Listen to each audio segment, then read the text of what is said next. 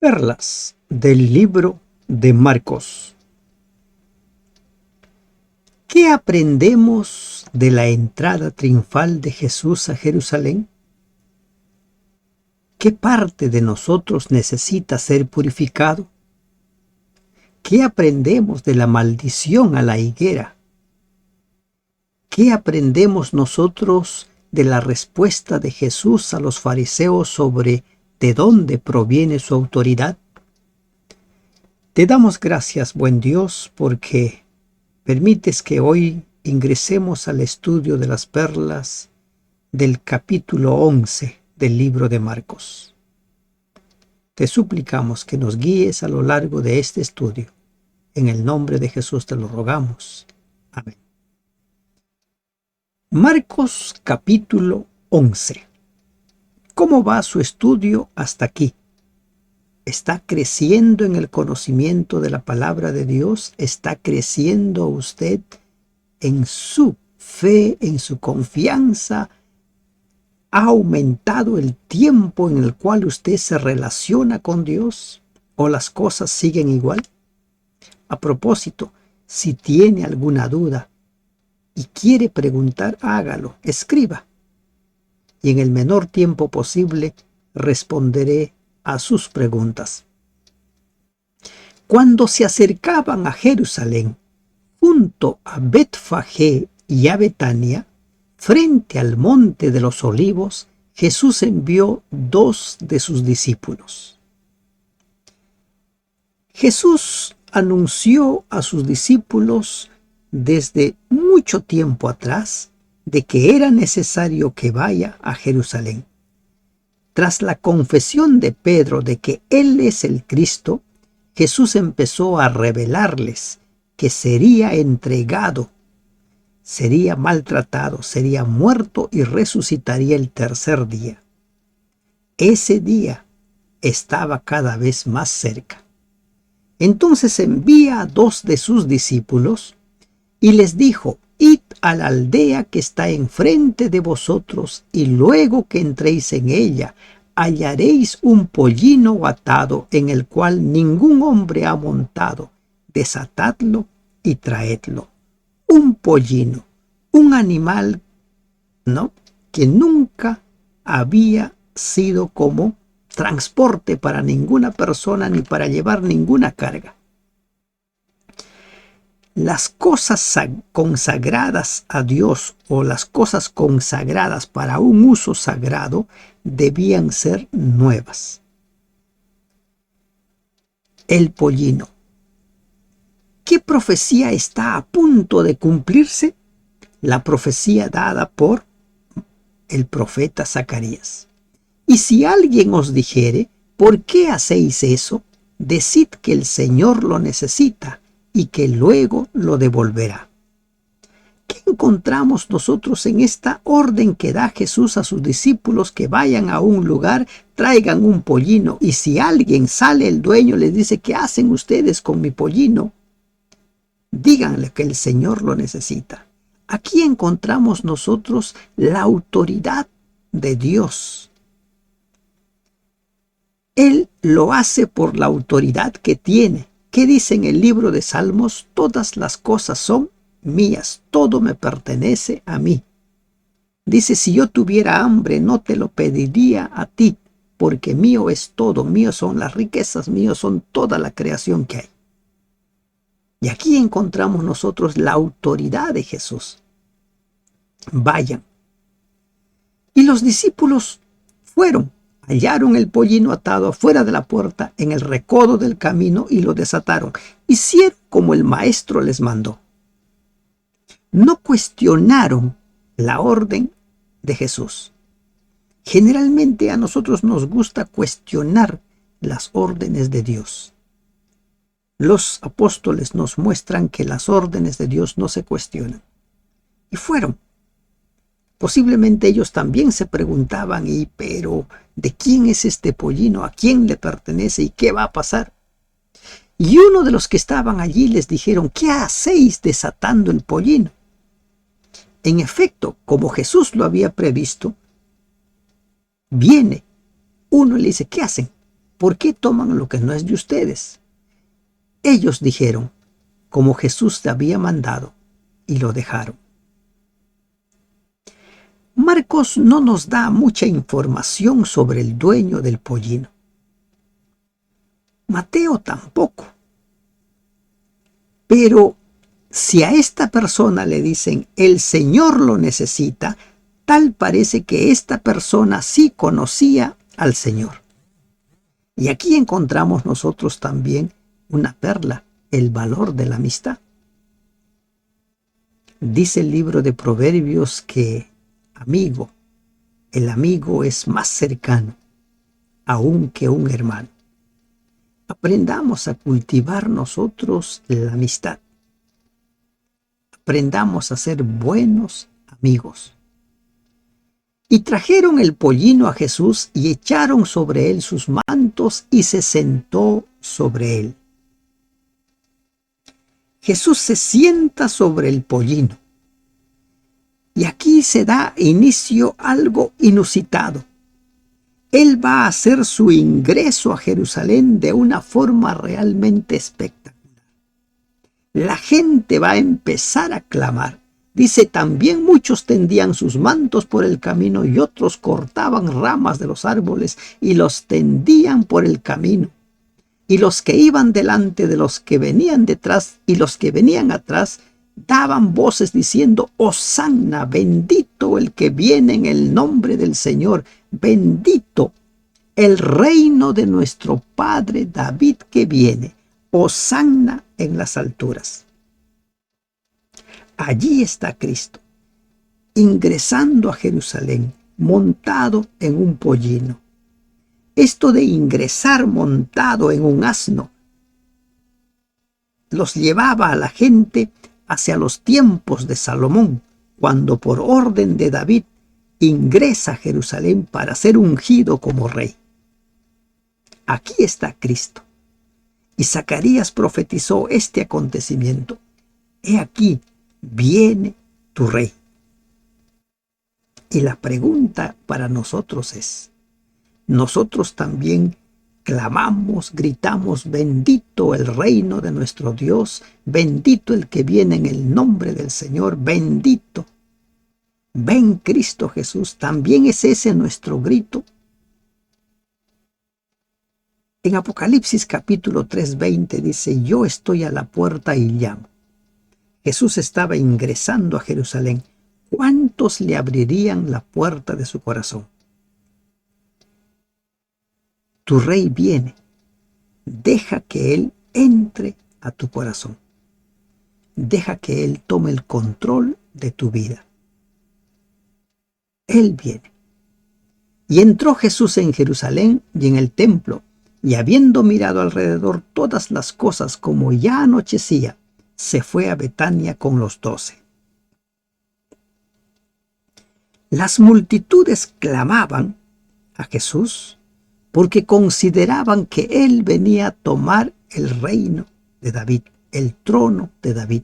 Esas eran las expectativas de ellos. Pero cuando Jesús ingresa, llega al templo, contempla el templo, y como ya la hora era avanzada, se fue a Betania con los 12. Las expectativas de las multitudes quedaron en nada. Las expectativas de los propios apóstoles, porque ellos también tenían esa expectativa de que Él se siente en el trono de David. Pero los planes de Dios eran diferentes a las expectativas de los seres humanos. Y una vez más nos encontramos con los pensamientos de Dios no son nuestros pensamientos. Recuerda eso. Isaías 55:8. Los planes de Dios no son nuestros planes. Lo que Dios va a hacer generalmente difiere mucho con nuestras expectativas. Tu rey viene, ábrele tu corazón. Al día siguiente, cuando salieron de Betania, tuvo hambre. ¿Quién tiene hambre? Todas las personas, todos los seres vivos tienen hambre. y Jesús tuvo hambre. Y viendo de lejos una higuera que tenía hojas, fue a ver si tal vez hallaba en ella algo. Pero cuando llegó a ella nada halló sino hojas, pues no era tiempo de higos. No era tiempo de higos. Pero esta higuera aparentaba tener frutos. Esta higuera aparentaba ser productiva. Aparentaba poder alimentar, saciar el hambre de Jesús. Pero cuando llega solo eran hojas. ¿Qué lección nos va a dejar aquí Jesús? Entonces Jesús dijo a la higuera: nunca jamás coma nadie fruto de ti. Y lo oyeron sus discípulos. ¿Saben? La primera vez que Dios maldice es allí en el Edén, cuando se presentan ante él Adán, Eva y la serpiente. Y en Génesis 3:14 leemos que él maldice a la serpiente. Y ahora encontramos una vez más a Jesús maldiciendo a una higuera por aparentar lo que no es. Nosotros generalmente nos preocupamos mucho por las apariencias, pero descuidamos nuestra realidad. Nos preocupamos mucho por lo que vamos a decir, cómo nos vamos a comportar. Cuando tenemos nuestros hijos menores, les vamos diciendo: vamos a ir a la casa de tal, por favor, compórtense bien. ¿Qué quiere decir cuando un padre le dice: por favor, compórtense bien, no hagas esto, no hagas lo otro? Tienes que aparentar lo que no eres. Nos preocupamos mucho por aparentar lo que no somos. Cuando alguien va a llegar a la casa, nos preocupamos por poner en orden la casa. ¿Qué sucede si llega de forma intempestiva? La casa no está como quisiéramos que esté para cuando llegue alguien. Nos gusta siempre aparentar. La casa debiera estar tal como está. Así lleguen o no lleguen los visitantes. Nosotros debiéramos conducirnos donde estemos o no estemos, delante de otras personas, delante de personalidades o delante de cualquiera. Debiéramos ser los mismos. Nos preocupamos mucho por las apariencias. Nuestros dichos y nuestros hechos deben ir de la mano. Este árbol fue maldecido porque aparentaba ser algo y no lo era. ¿Se dan cuenta el mensaje que está dejando aquí Jesús? Cuán terrible es ese pecado de aparentar lo que no eres. Eso no es otra cosa que hipocresía pura. Vinieron pues a Jerusalén, y entrando Jesús en el templo, comenzó a echar fuera a los que vendían y compraban en el templo, y volcó las mesas de los cambistas y las sillas de los que vendían palomas. El templo se había convertido en un mercado. Era tiempo de la Pascua. Había mucha gente. Y generalmente cuando hay mucha gente, las personas aprovechan para hacer negocio. Pero aquí, en el templo, se había prácticamente institucionalizado el comercio. Pero era un comercio fraudulento. Era un comercio como aquellos que venden, te dicen: te doy 1 kilo, pero no te dan 1 kilo. Y no consentía que nadie atravesase el templo llevando utensilio alguno. Impidió que la gente entre a seguir comprando. Miren, el gran problema, ¿no?, es cuando se tergiversan las cosas, cuando las personas pierden de vista la razón de ser de su llamado. En el libro El deseado de todas las gentes podemos leer nosotros que los líderes religiosos prácticamente eran como dueños, como accionistas de estos negocios, y que las personas debían comprar a estas personas los animales que iban a ofrecer. Y les enseñaba diciendo: no está escrito: mi casa será llamada casa de oración para todas las naciones, mas vosotros la habéis hecho cueva de ladrones. Aquí hay una grave acusación. Jesús llega al templo y el templo se ha convertido en una cueva de ladrones. En 1 Corintios 3, 16, 17 y 1 Corintios 6, 19 se habla acerca del templo como la unión de las personas y del cuerpo como el templo. Y la pregunta es, ¿tu templo, tu cuerpo, necesita ser limpiado, necesita ser purificado? El lugar donde congregas, el templo donde tú congregas, necesita ser limpiado. ¿Se ha convertido también en una cueva de ladrones? El mensaje de esta historia, del registro de esta parte de la acción de la vida de Jesús, del celo de Jesús por su templo, debe servirnos a nosotros para reflexionar y ver en qué condición está el templo donde congregamos. Si tú eres un líder, si tú eres un dirigente, evalúa. Necesita ser limpiado. Y lo más importante, tu cuerpo, el templo del Espíritu Santo, necesita ser limpiado. ¿Se ha convertido en una cueva de ladrones?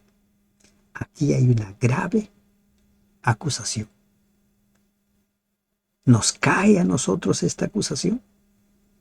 Meditemos, reflexionemos. Y lo oyeron los escribas y los principales sacerdotes y buscaban cómo matarle, porque le tenían miedo, por cuanto todo el pueblo estaba admirado de su doctrina. Pero al llegar la noche, Jesús salió de la ciudad. En lugar de reflexionar, en lugar de reconsiderar sus actitudes, estos líderes religiosos buscan cómo matar a Jesús. ¿Qué haces tú cuando tus creencias son puestas en entredicho? ¿Los defiendes ahí cerradamente a capa y a espada o reflexionas? ¿Lo que creo está de acuerdo a un escrito, está o no? ¿Qué dijo Jesús? Mi casa será llamada casa de oración para todos los pueblos. Para eso era la casa. Ser una casa de oración, un encuentro con Dios, no un lugar de comercio. Tus creencias están sustentadas, están afirmadas según escrito está, o están afirmadas en tus pareceres personales. Y estos líderes, en lugar de revisar sus creencias a la luz de las Escrituras, buscan cómo matar a Jesús. Le tenían miedo. Tenían miedo porque la multitud le seguía. Y por eso van tramando de qué manera deshacerse del Mesías. Pero al llegar la noche, Jesús salió de la ciudad. Nuevamente Jesús se retira. Y pasando por la mañana, vieron que la higuera se había secado desde las raíces, completamente seco. Un detalle que solo Marcos consigna, dice desde las raíces. Este es el único milagro de Jesús del que puede decirse que provocó un daño. Maldijo a la higuera. ¿Cuál es el mensaje de esa maldición? ¿Cuán grave es aparentar lo que no se es? ¿Cuán grave? La higuera aparentaba ser. La lección no es tanto para los demás, la lección es para nosotros, para los creyentes. Mucho nos esforzamos por aparentar. Aprendamos esta lección.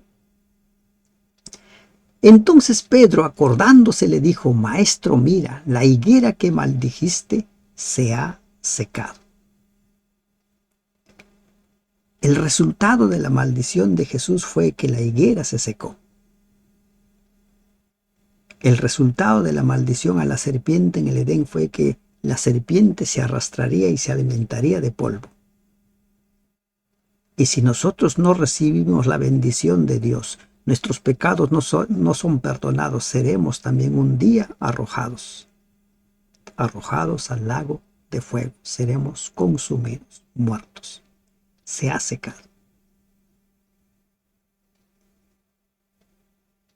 Las palabras dichas con fe.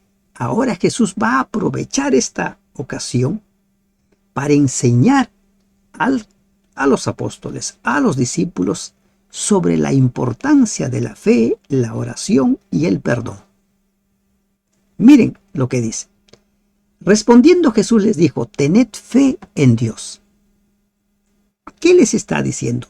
Si ustedes tienen fe, lo que ustedes digan se puede cumplir. Porque de cierto os digo que cualquiera que dijere a este monte, quítate y échate en el mar, y no dudar en su corazón, sino creyere que será hecho lo que dice, lo que diga le será hecho. Tened fe, crean. El valor de la fe, ¿cómo es que acompaña o no a tus palabras? Jesús dijo y se secó. Y ahora Jesús dice, si tú tienes fe, si dices que esto se mueva, se va a mover. Aquí Jesús está dando un ejemplo realmente grande. Mover una montaña, mover un monte. Y si tú lo dices, se va a cumplir. Por tanto, os digo que todo lo que pidiereis orando, creed que lo recibiréis y os vendrá. Ahora, Jesús menciona a la oración. Si tú oras, si tú pides, creyendo, teniendo fe, lo vas a lograr. Recuerden lo que dice Hebreos 11. Sin fe es imposible agradar a Dios. Sin fe es imposible acercarnos a Dios. Si oras, tienes que tener fe. Tiene que estar acompañado de fe. ¿Y qué es fe? Creer en Dios. Creerle a Dios. Creer en su palabra. Y cuando estéis orando, perdonad si tenéis algo contra alguno, para que también vuestro Padre que está en los cielos os perdone a vosotros vuestras ofensas. Y aquí Jesús toca un tema. Los obstáculos. ¿Qué pueden ser obstáculos para que nuestras oraciones no sean poderosas, para que nuestras oraciones no vayan acompañadas de fe? La falta de la capacidad de perdonar. Tenemos que aprender a perdonar. Porque si vosotros no perdonáis, tampoco vuestro Padre que está en los cielos os perdonará vuestras ofensas. Ahora miren, retrocedamos. ¿Qué dice? Tenemos que aprender a perdonar. Si tú no perdonas, tampoco vas a ser perdonado. Y si no has sido perdonado, tu oración no tiene poder. ¿Por qué? Porque no está acompañado de fe. ¿Qué es la fe? La fe es creer en Dios. ¿Cómo se desarrolla la fe? Por medio de la palabra de Dios, creerle a Dios.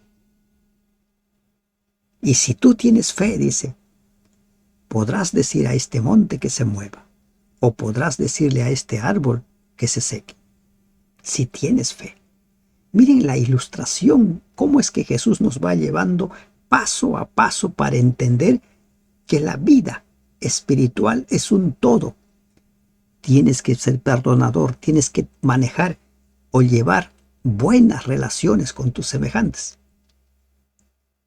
En 1 de Juan dice, ¿cómo podemos amar a Dios si no sabemos amar a quienes vemos, a nuestros semejantes? Si tú no sabes perdonar, tampoco serás perdonado. Y eso se constituirá en un obstáculo para tu oración.